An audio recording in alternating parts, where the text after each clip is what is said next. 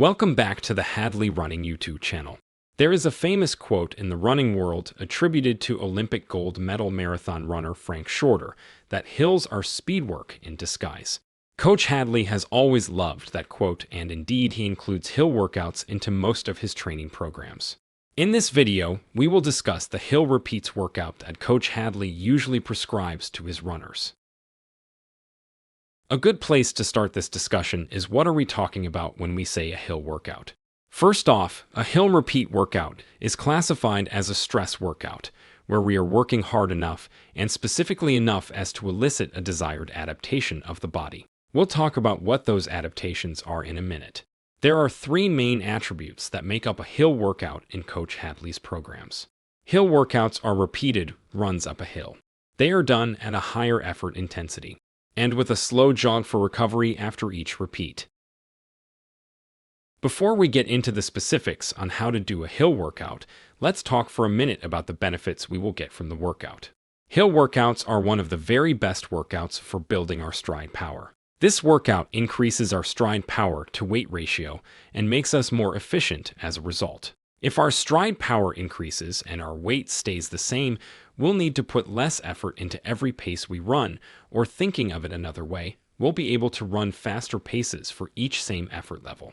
And hill workouts build our stride power more effectively than lifting weights can, as it is building it very specifically in the act of running and exactly how we use them in running.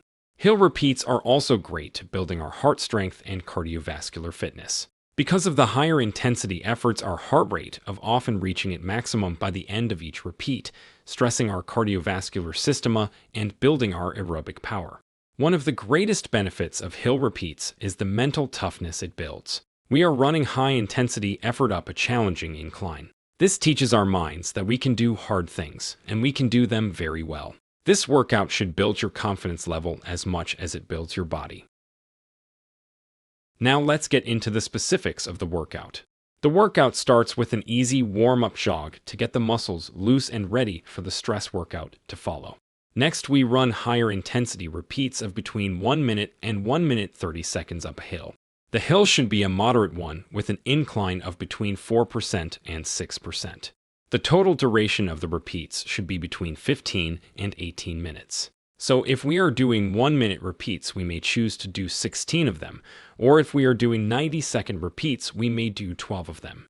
The intensity of the repeats should be high, but because we are running up the substantial incline, the pace will not be as fast. For a 4 to 6% incline, the paces will be groove pace, which is between 5 and 10 kilometer race pace for most runners.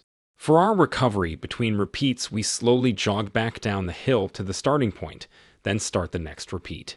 Then we would follow the workout with a slow cool-down run to help jumpstart the recovery process. There is a common variation of this workout that Coach Hadley uses with some runners who don't have a suitable hill they can use or who have knee issues that may be aggravated by the downhill recovery jogs. That is to do this workout on a treadmill. We would do the same warm-up jog at 0% incline. Then we would do either 16 by 1 minute repeats or 12 by 90-second repeats on a treadmill at a 5% incline. For each repeats, would set the speed to our groove pace or approximately between 5 and 10 kilometer race pace. Then for a recovery between repeats, we would slowly jog at a 0% incline for 1.5 minutes for 1 minute repeats and for 2 minutes for 90-second repeats.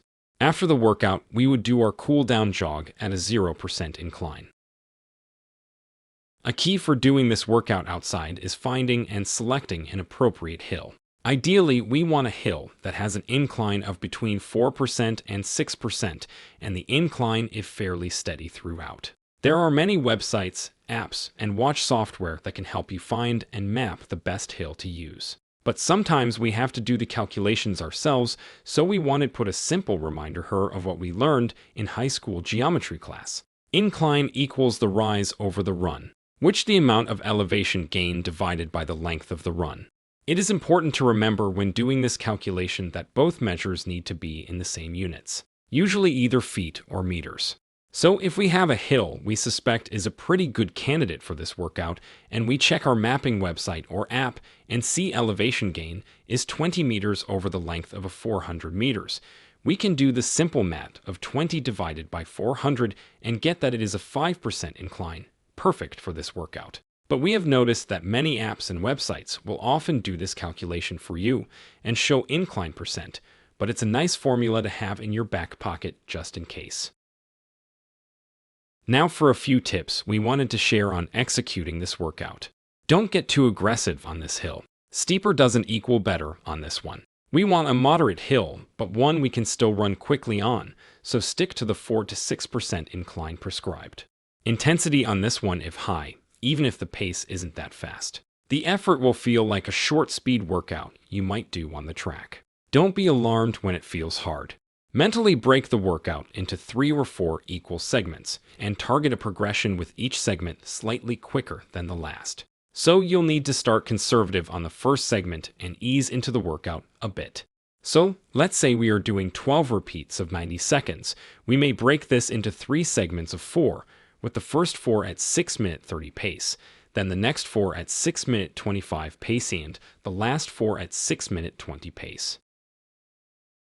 There you have it. You are now ready to tackle one of the most beneficial quality stress workouts you'll have on your schedule, hill repeats.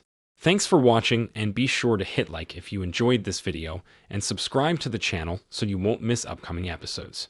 For information of working with Coach Hadley, please visit our website at hadleyrunning.com. Thanks and happy running.